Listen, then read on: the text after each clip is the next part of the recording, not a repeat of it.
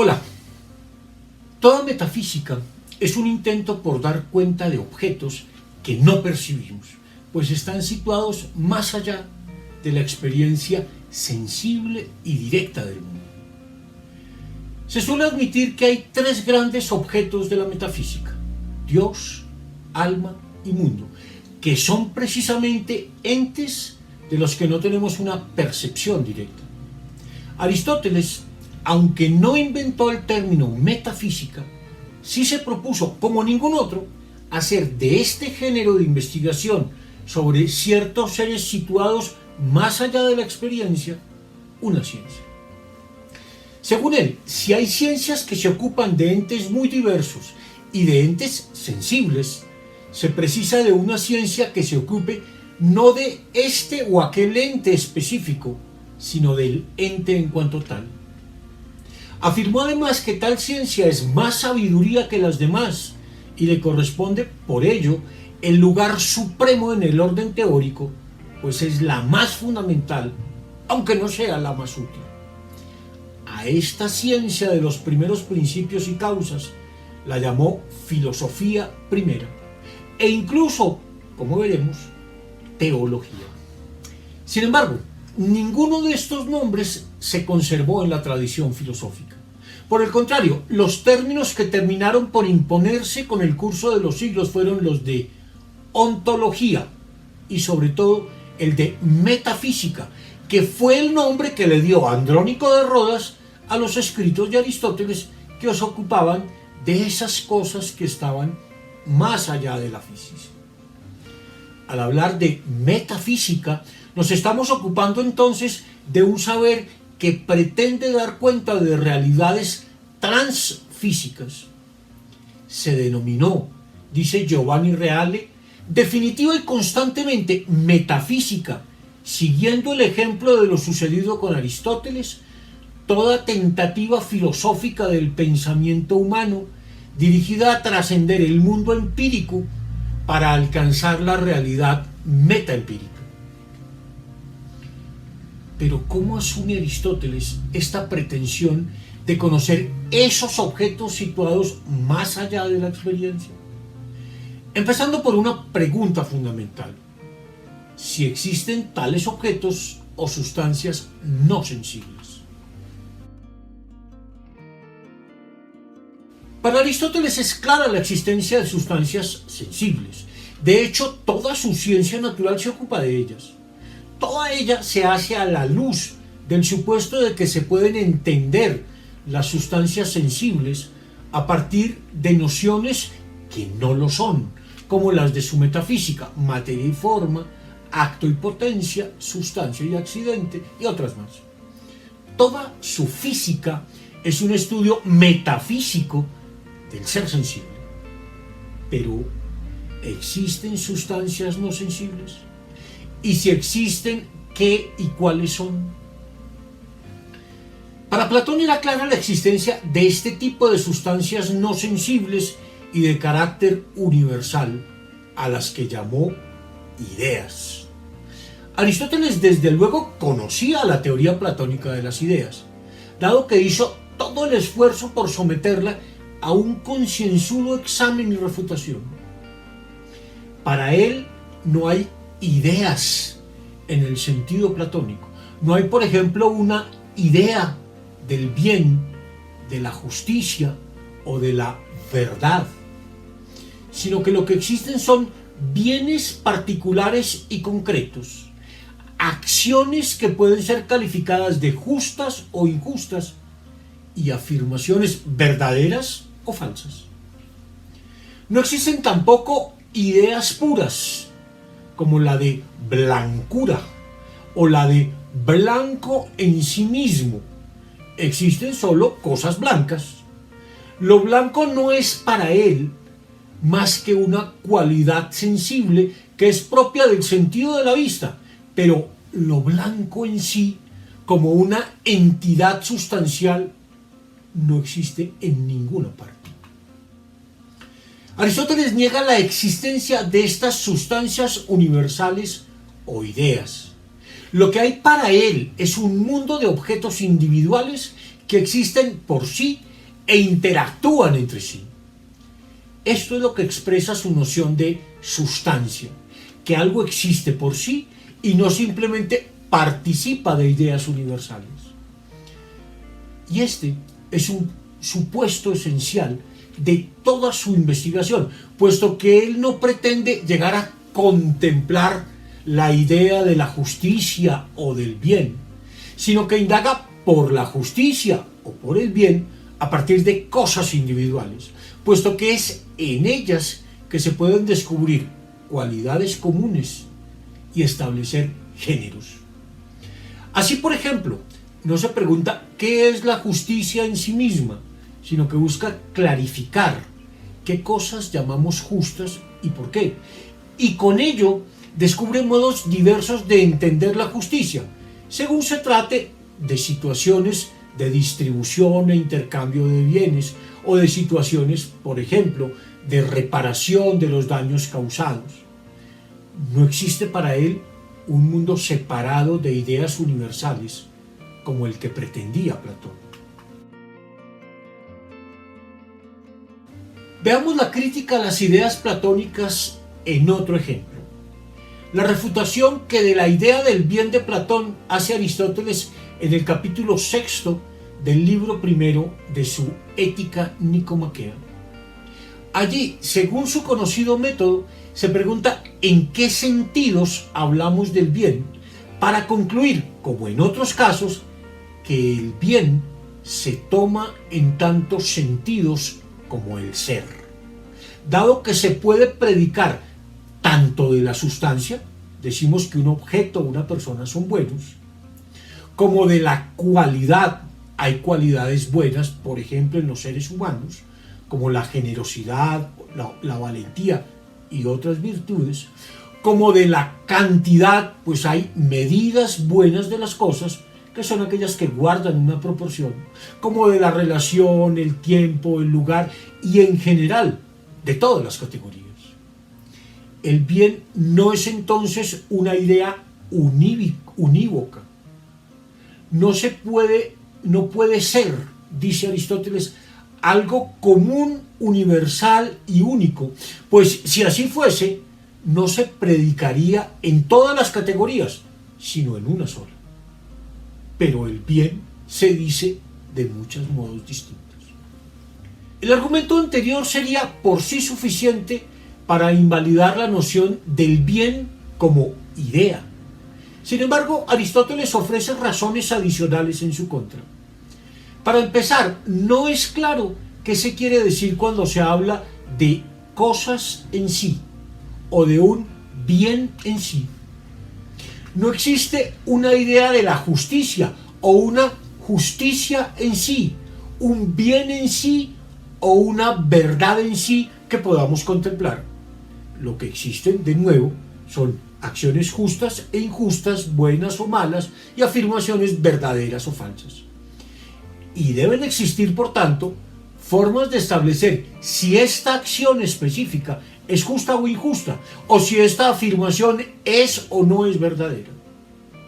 Además, no tiene sentido hablar de idea del bien o de un bien en sí, pues su definición no marcaría ninguna diferencia. No hay ninguna diferencia entre algo que es bueno y el bien en sí, como no hay ninguna diferencia entre la definición de lo blanco y lo blanco en sí, o entre la definición de la pared y de la pared en sí. No hay ninguna diferencia al definir esas cosas. Tampoco agregaría nada a lo que una cosa es decir que es eterna, pues lo blanco eterno tampoco difiere en nada de lo blanco efímero. Uno y otro son lo mismo, blanco. El bien, concluye Aristóteles, simplemente no puede ser una idea, es decir, un término general regido por una idea singular. No necesitamos, cree Aristóteles, duplicar el mundo para comprenderlo. No necesitamos de las ideas como entes universales para comprender lo realmente existente, las sustancias concretas. Y tampoco necesitamos de la idea del bien para comprender lo que se nos muestra como un bien concreto a ser alcanzado. Nuestra felicidad no depende de la contemplación de una idea, por elevada que sea esa idea, sino de la capacidad que tenemos de alcanzar bienes concretos en circunstancias concretas. Las ideas platónicas, considera Aristóteles, no son necesarias ni para la comprensión teórica del mundo, ni para que las acciones humanas sean más eficientes o valiosas. Otra forma de afirmar la existencia de entes universales y eternos es la de atribuirle tales características a objetos matemáticos como los números o las formas geométricas. Se ha dicho muchas veces que tales objetos son universales y eternos. Sin embargo, Aristóteles tiene claro que en este caso se trata más que de entes, de relaciones. Los números, por ejemplo, expresan relaciones que hacemos entre cosas haciendo abstracción de sus cualidades sensibles. Así, por ejemplo, cuando digo que veo 3 caballos, lo que hago es poner en relación 3 caballos poniéndolos en una cierta secuencia y numerándolos. Ciertamente se trata de formas que puede crear nuestro intelecto, pero no de sustancias de ningún tipo. Es claro que para Aristóteles ni las ideas platónicas ni las nociones matemáticas existen como sustancias. Lo anterior no implica, sin embargo, que no puedan existir sustancias no sensibles. Aristóteles reconoce al menos 3 de ellas. 1. Lo que solemos llamar Dios, concebido en este caso como un primer motor de carácter inmóvil que hace pensable el movimiento del universo. 2. Las inteligencias que, movidas por Dios, mueven las esferas de los planetas. Y 3. El elemento activo de la razón humana o intelecto agente, que puede existir separado del cuerpo y pervivir después de la muerte del individuo. Veamos en qué consisten estos seres situados más allá de la experiencia de los que Aristóteles pretende hacer ciencia. Hablar de Dios en la filosofía de Aristóteles siempre será difícil. Y esto porque cuando utiliza el término lo hace en un sentido muy distinto al nuestro. Hoy creemos en un Dios, así, en singular y con mayúscula, en un Dios personal, como el del cristianismo y otras religiones monoteístas. Pero cuando él hablaba de Dios, solía hacerlo en plural y con minúscula, los dioses. Y ciertamente no se refería a un Dios personal, sino a los dioses como una categoría general. Así como hay hombres mortales, hay dioses inmortales, aunque es preciso reconocer que en algunos pasajes de su obra Aristóteles utiliza el término Dios con mayúscula y en singular, como cuando dice en su Tratado del Cielo que Dios y el universo no hacen nada en vano. La metafísica aristotélica muestra que hablar de Dios puede ser razonable. Si se busca comprender el modo como está constituido el universo, la hipótesis de Dios no es absurda. Esto lo entendió muy bien en su momento Tomás de Aquino, cuando expuso sus 5 vías por medio de las cuales es posible acceder a una idea de Dios. Desde la perspectiva aristotélica, esta es una creencia razonable, pues la experiencia misma nos suscita la idea de una causa primera y de un motor primero, pues tales nociones son una condición esencial para explicar tanto el movimiento como el orden existente en el cosmos. Aristóteles llega a la idea de Dios a partir de presupuestos eminentemente físicos.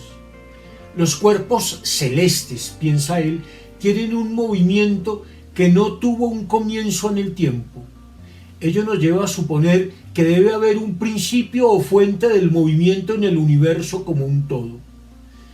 Vemos que hay cosas que se mueven eternamente y ello implica que hay algo que debe moverlas. El universo es como una serie de motores en perpetuo movimiento, y si ello es así, debe existir un primer motor que garantice el movimiento de todo lo demás. Pero, ¿cómo es ese primer motor? Aristóteles le da algunas características. 1. Tiene que ser inmóvil, porque si él se mueve, estaría siendo movido por otra cosa, luego no sería un primer motor. 2. Debe ser acto puro, pues si mueve a todo lo demás sin moverse él mismo, tiene que hacerlo por una especie de atracción, y por tanto no puede estar en potencia de ser algo, luego es acto puro, pues no está en potencia de ser otra cosa, es perfecto, puesto que no le falta potencia alguna por desarrollar. Y 3, es causa final de todo el universo, una causa incausada. Ese primer motor, o Dios, nos lo describe Aristóteles en los siguientes términos. Dice en la Metafísica: de un principio tal penden el universo y la naturaleza, y su actividad es como la más perfecta que nosotros somos capaces de realizar por un breve intervalo de tiempo. Él está siempre en tal estado, algo que para nosotros es imposible, pues su actividad es placer. Y en él hay vida, pues la actividad del entendimiento es vida, y él se identifica con tal actividad. Y su actividad es en sí misma vida perfecta y eterna. Afirmamos pues que Dios es un viviente eterno y perfecto. Así pues, a Dios corresponde vivir una vida continua y eterna. Esto es, pues, Dios. Hay, pues, un primer motor, inmóvil, acto puro, causa incausada, que mueve todo lo demás. Pero no es un motor único. Hay muchos motores, pues de otro modo no se explicaría el movimiento de todo aquello que se mueve entre la Tierra y la esfera última del universo, en donde se encuentran las estrellas fijas. Aristóteles se dedica incluso a examinar y calcular en el capítulo 8 del libro 12 de la Metafísica, apoyado en sus conocimientos astronómicos, cuántos pueden ser esos motores que son propiamente una serie de inteligencias que hacen que se muevan las diversas esferas de los planetas. Esta afirmación de la pluralidad de las esferas celestes, de la pluralidad de los motores, de esas inteligencias que mueven las esferas celestes, es, por otra parte, una forma de salvaguardar un principio clave de su cosmología, el de la unicidad del universo, que hay un único universo. Dice al respecto Aristóteles en la Metafísica: que el universo es uno solo es evidente. En efecto, si hubiera muchos universos, como hay muchos hombres, el principio de cada uno de ellos sería específicamente uno, pero numéricamente muchos. La esencia primera no tiene materia, puesto que es plena actualidad. Luego, lo primero que mueve, siendo inmóvil, es uno en cuanto a la nación y también en cuanto al número. Y uno es también, sin duda, lo movido eternamente y sin interrupción. Por consiguiente, solo hay un universo. En el capítulo 5 del libro 3 del De Anima, Aristóteles establece una de las distinciones más famosas, pero también más confusas de toda su filosofía, la que existe entre una razón activa y una pasiva, o entre lo que luego llamarán el intelecto pasivo y el intelecto activo. Veamos lo que dice. Existe un intelecto que es capaz de llegar a hacer todas las cosas y otro capaz de hacerlas todas. Este último es a manera de una disposición habitual, como por ejemplo la luz. También la luz hace en cierto modo de los colores en potencia, colores en acto. Y tal intelecto es separable, sin mezcla e impasible, siendo como es acto por su propia entidad. Y es que siempre es más excelso el agente que el paciente, el principio que la materia. No ocurre desde luego que el intelecto intelija a veces y a veces deje de inteligir. Una vez separado, es sólo aquello que en realidad es, y únicamente esto es inmortal y eterno. Nosotros, sin embargo, no somos capaces de recordarlo, porque tal principio es impasible, mientras que el intelecto pasivo es corruptible, y sin él nada intelige. Estamos ante uno de los pasajes más oscuros y discutidos de toda la filosofía aristotélica. No vamos ahora a desentrañar su sentido y a resolver las diversas interpretaciones a que ha dado lugar. Veamos solo lo elemental. Hay un intelecto pasivo, del cual ya hablamos y que es lo que solemos llamar pensamiento, en el sentido del pensamiento individual. Este intelecto pasivo, que intelige formas en las imágenes, depende de un cuerpo que está sujeto a la corrupción y a la muerte. Hay, sin embargo, otro intelecto, que es el elemento activo de la razón humana, que es separable, impasible y sin mezcla. Se trata en cierto sentido de una mente suprasensible, que como Dios y las inteligencias del universo, no está sometido a la generación y la corrupción. Pero ¿qué es esta razón activa o elemento activo del alma intelectiva del hombre? ¿Es algo externo a dicha alma?